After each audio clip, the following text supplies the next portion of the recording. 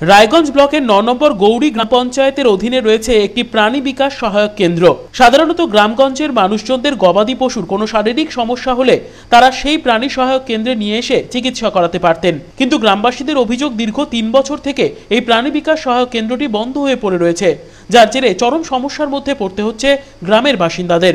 গবাদি পশু অসুস্থ হয়ে পড়লে অনেকটা দূরে রায়গঞ্জ শহরে নিয়ে আসতে হচ্ছে তাদের। ঘটনার জেরে ক্ষুব্ধ গ্রামের বাসিন্দারা। এ ব্যাপারে পঞ্চায়েতকে বহুবার জানিয়েও কোনো কাজ হয়নি বলে অভিযোগ। তাই অবিলম্বে যাতে এই প্রাণী বিকাশ সহায়ক কেন্দ্রটি খোলা হয় তার দাবি জানিয়েছেন স্থানীয় মানুষজন।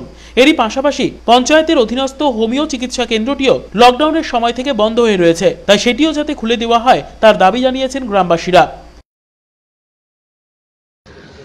এই প্রাণী বিকাশ কেন্দ্রটা বন্ধ হওয়াতে আমাদের অঞ্চলের মানুষের খুবই অসুবিধা। গরু, ছাগল, কুকুর, হাঁস, মুরগি তাদের আমরা ভালো মতো চিকিৎসা পাচ্ছি না।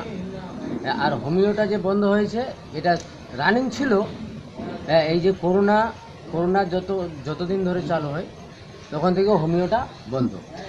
বলছি, এই যে প্রাণী বিকাশ সহায়ক কেন্দ্র বন্ধ, কতদিন ধরে বন্ধ আছে এটা? এটা অনেক দিন, মোটামুটি 3 বছর হয়ে গেল। তো আপনারা কিছু জানান নাই প্রধানকে? প্রধানকে তো এমনি আসে মানুষ, ঘুরে যায়, গ্রামের মানুষ বলে দেয় এটা খুলেনি কেন। বলছে ব্লকের স্টাফ নাই ব্লকে, তার জন্য ব্লক স্টাফ দিতে পারছে না। এ বিষয়ে আমরা কথা বলেছিলাম পঞ্চায়েত প্রধান সীমা মণ্ডলের সাথে, শুনবো তার বক্তব্য। করোনার জন্য তো বন্ধই ছিল, আর যিনি এখানে হোমিওপ্যাথি চিকিৎসা করেন উনি করোনা ডিউটিতে আছে। আর এই চিকিৎসা সহায়ক কেন্দ্রটা বন্ধ হয়ে আছে, 3 বছরের উপরে হয়ে গেল। আপনি ব্লককে জানানো হয়েছে, ব্লক প্রশাসন যখন স্টাফ করবে তখন এটা খুলে যাবে। হীরক মুখার্জি রিপোর্ট, কুলিক নিউজ, রায়গঞ্জ।